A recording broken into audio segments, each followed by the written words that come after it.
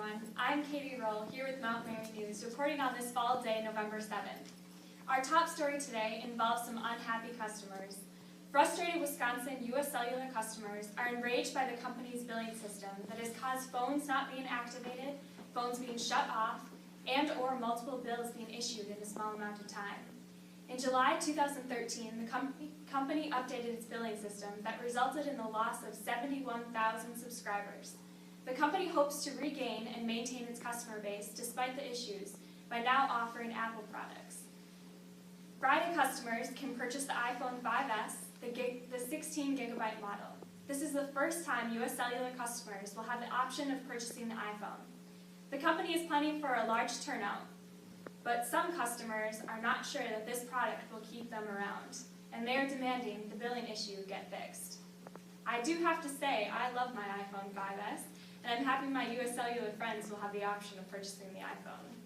Now to Rebecca with the issue and the controversy surrounding food stamps. All right, thanks, Katie. About 47.6 million people, poor or near poor Americans, receive food stamps.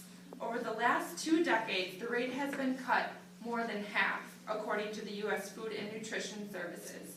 According to CBO economic projection, the economy will improve over the next decade, and the number of beneficiaries will decrease dramatically.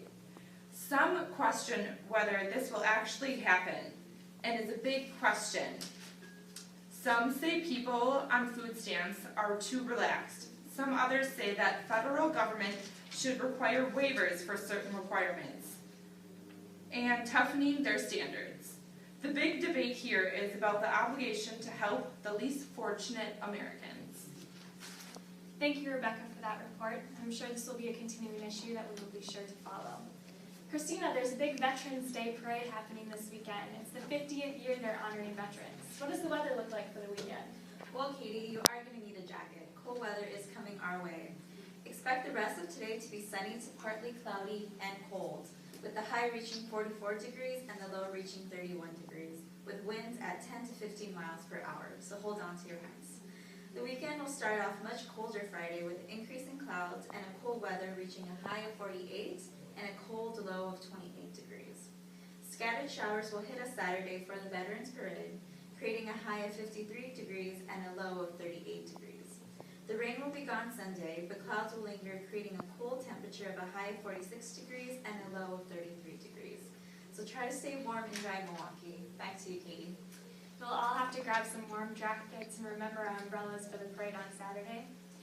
Now to Cindy with sports. What's going on with the Packers? Thanks, Katie. Well, Packers backup quarterback Seneca Wallace is no Aaron Rodgers, but that's okay because Coach Mike McCarthy has a strategy to help prepare Wallace for Sunday's home game against the Philadelphia Eagles. McCarthy says he's learned from past experience that trying to have your backup quarterback near your starter doesn't work. Instead, McCarthy will use a strategy that worked with backup quarterback Matt Flynn back in 2010 when Rodgers was out with a concussion. McCarthy will use Wallace's strengths and coach him specifically to face the Eagles. Part of the strategy will be capitalizing on Wallace's veteran skills of throwing from the pocket, but also utilizing the rest of the team's abilities. McCarthy and the rest of his team, his staff, will meet with Wallace at the end of the week, and they'll talk about and discuss what worked well in practice so that Wallace can zero in on those plays. Back to you, Katie. Thank you, Cindy. After that disappointing loss last week, I hope Mike McCarthy's plan works and they can pull through with a win. Thank you for tuning in to Mount Mary News. A salute to all of our veterans on this Veterans Day weekend, and have a good afternoon.